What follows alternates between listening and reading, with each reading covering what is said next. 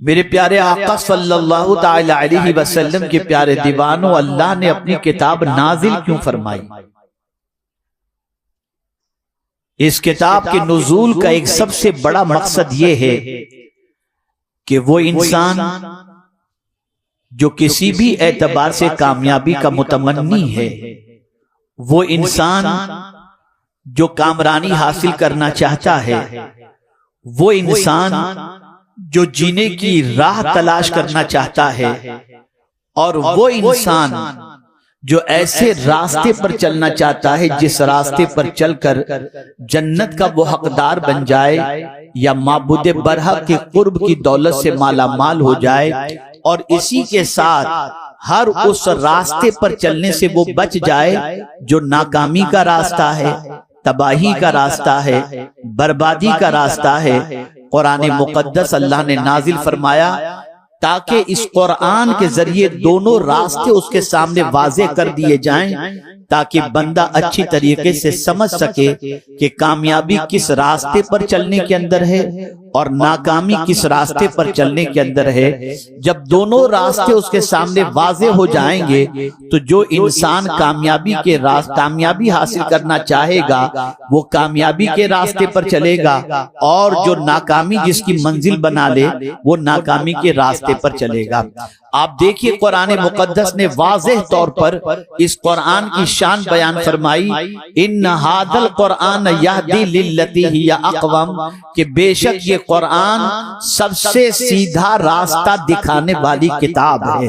اگر کوئی کتاب سب سے سیدھا راستہ دکھا سکتی ہے تو یہ قرآن مقدس ہے۔ میرے پیارے آقا صلی اللہ تعالی علیہ وسلم کے پیارے دیوانوں، جو راستہ دیکھنا چاہتا ہے اسے قرآن راستہ دکھاتا ہے، اور قرآن کن لوگوں کو راستہ دکھاتا ہے اسے بھی قرآن نے واضح طور پر فرما دیا، ھدی للمتقین، جس کے دل میں اللہ کا ڈر ہو یہ کتاب اسے راہ دکھاتی ہے، جس بندے کے دل میں نیکی کا جذبہ ہو یہ کتاب اسے راہ دکھاتی ہے، جو انسان خوش بخت ہو یہ کتاب اسے راہ دکھاتی ہے، اور جو اس کتاب کی پیروی کرتا ہے وہ نہ کبھی گمراہ ہوگا اور نہ کبھی آخرت کے اندر بدبخت ہوگا۔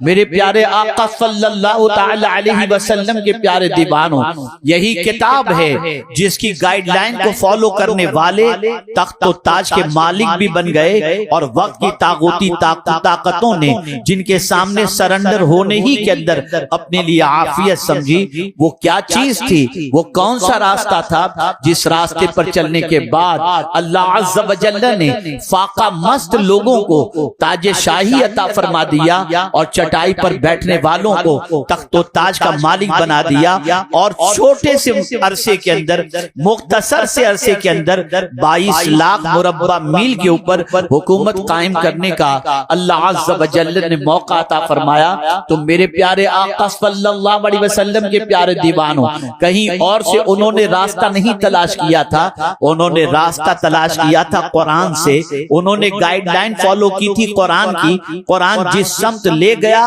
وہ اسی سمت گئے، قرآن نے جہاں سے روک دیا وہاں سے وہ رک گئے۔ جب کیفیت یہ ہو گئی تو میرے پیارے آقا صلی اللہ علیہ وسلم کے پیارے دیوانوں، کامیابی سے دنیا کی کوئی طاقت ان کو روک نہیں سکی۔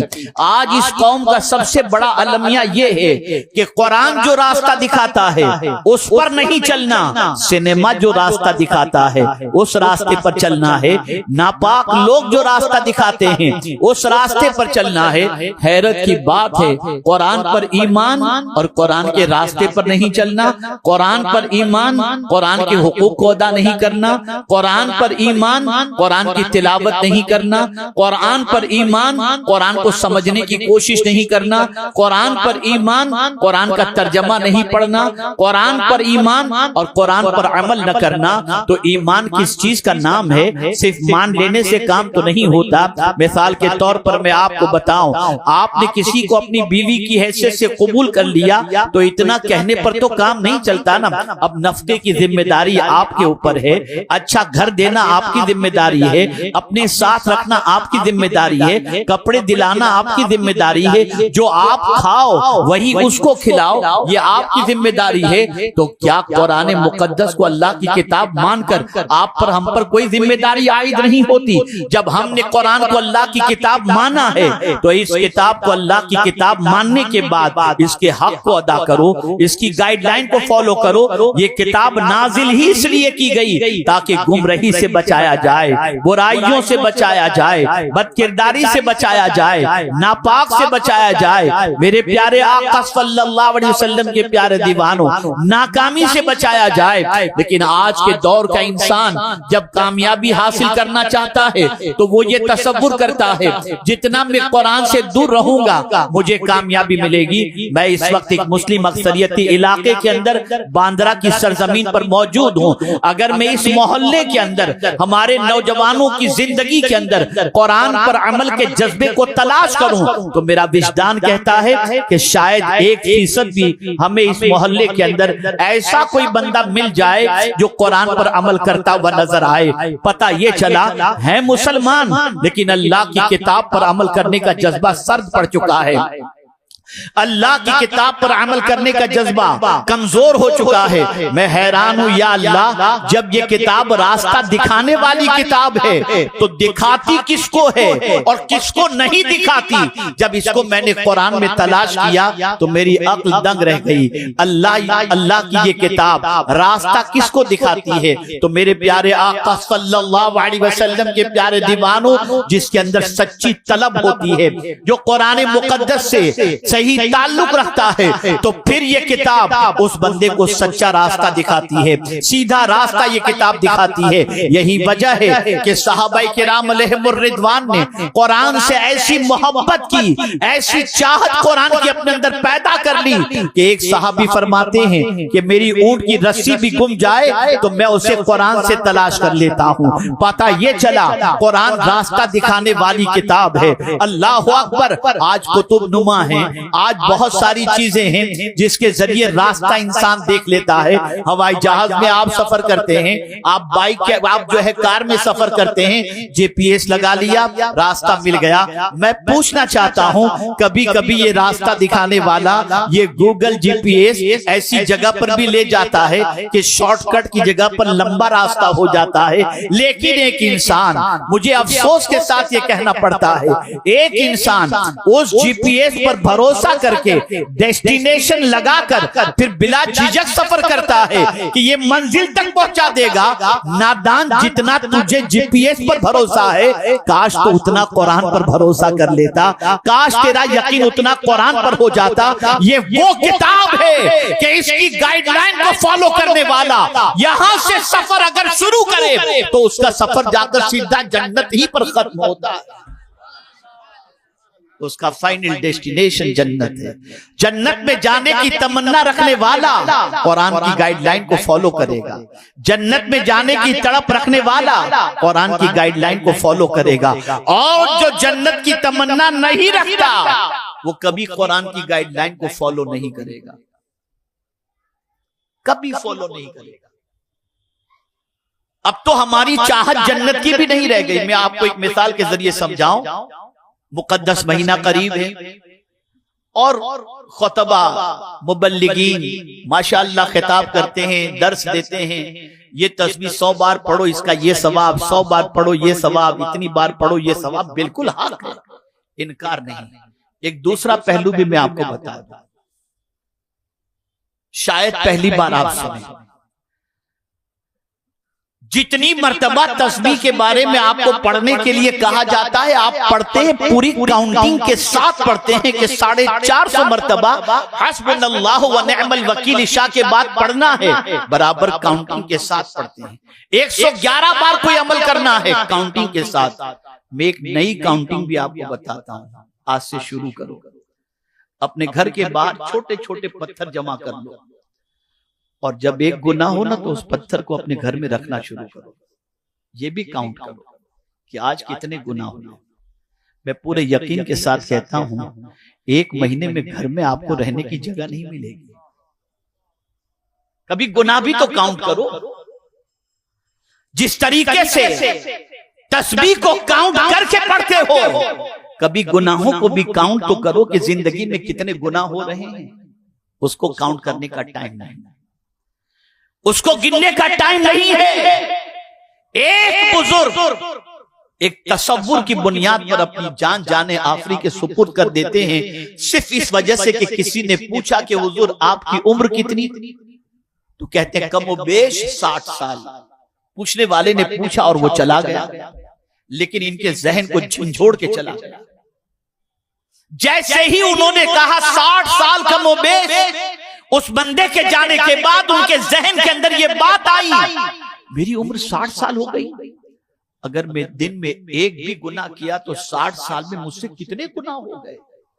اتنے گناہوں کے ساتھ میں اپنے رب کو کیسے منہ دکھاؤں گا؟ بس یہ تصور آیا کہ رب کو کیسے منہ دکھاؤں گا اتنے گناہوں کے ساتھ کہ جسم سے روح پرواز ہو گئی۔ ہم نیکیوں کو تو کاؤنٹ کرتے ہیں، کبھی گناہوں کو بھی تو کاؤنٹ کریں۔ ہم نیکیوں کو تو حساب، نیکیوں کا تو حساب کرتے ہیں، کبھی گناہوں کا بھی تو حساب کریں، لیکن ہمارے پاس اس کا ٹائم نہیں۔ اور ایک نیا پہلو قرآن کا میں آپ کے سامنے پیش کروں۔ جنت میں تو بندہ اس وقت جائے گا جب جہنم سے بچا لیا جائے گا، ڈائریکٹ جنت میں نہیں، پہلے جہنم سے بچا لیا جائے گا، اس لیے کہ پل صراط جہنم کے اوپر ہے۔ تو جب جہنم سے بچا لیا جائے گا تب وہ جنت میں جائے گا۔ اسی کو قرآن نے کہا فَمَنْ زُحْزِحَ عَنِ النَّارِ وَأُدْخِلَ الْجَنَّةَ فَقَدْ فَازَ۔ پتہ چلا پہلے کوشش کرو جہنم سے بچنے کی، پہلے کوشش کرو جہنم سے بچنے کی۔ اور یہی دعا تو ماہ رمضان میں 4 رکعت کے بعد اللہ کی بارگاہ میں کرتے ہیں نا، تسبیح کے بعد سبحان الملک القدوس سبحان ذی الملک والملکوت سبحان ذی العزت والعظمت والہیبت والقدرت والکبریاء والجبروت سبحان الملک الحی الذی لا یموت سبوح قدوس ربنا ورب الملائکۃ والروح۔ اس کے بعد کیا پڑھتے ہو؟ اللہم اجرنا من النار۔ جنت کا سوال نہیں ہو رہا، وہاں جنت کا سوال بندہ نہیں کر رہا 4 رکعت کے بعد، سوال کر رہا ہے تو یہ کر رہا ہے اے اللہ مجھے جہنم سے بچا لے، اس لیے کہ جہنم سے بچا لیا گیا تو جنت میں جائے گا۔ کام سارے جہنم کے کریں اور جنت کی امید کیسے عبور کریں گے جہنم کے راستے؟ تو جب قرآن کے راستے پر انسان چلتا ہے تو یہ کتاب اسے جہنم سے بچا لے جاتی ہے، اس راستے پر چلنے سے وہ بندہ رک جاتا ہے۔ اب میں یہاں پر چونکہ وقت بہت مختصر ہے اور ہمیں جلدی سے ختم بھی کرنا ہے یہاں پرمیشن کی وجہ سے، اور ایک مضبوط خطاب آپ نے سن بھی لیا، لیکن میں صرف تھوڑا سا سمجھا دوں ایک قرآن کا ڈائریکشن۔ کون سا بندہ ہے جو قرآن کے راستے پر نہیں چل پاتا؟ ہدایت کی 2 قسمیں ہیں، ایک تو اللہ کسی کو توفیق دے تو اسے سیدھا راستہ مل جاتا ہے، اور دوسرا یہ ہے کہ کوئی راستہ دکھائے اور کوئی چلنے والا راستے پر چلنے کا سلسلہ شروع کرے تو اسے ہدایت مل جاتی، جیسا کہ اللہ نے خود فرمایا وَالَّذِينَ جَاهَدُوا فِينَا لَنَهْدِيَنَّهُمْ سُبُلَنَا، اور جو اللہ کی راہ میں کوشش کرتا ہے اللہ اسے راستے بتاتا ہے۔ لَنَهْدِيَنَّهُمْ سُبُلَنَا، ایک نہیں کئی راستے اللہ اسے دکھا دیتا، لیکن شرط یہ ہے کہ وہ قدم اٹھائے، کوشش کرے۔ بغیر کوشش کرنے والے کو راستہ نہیں ملتا۔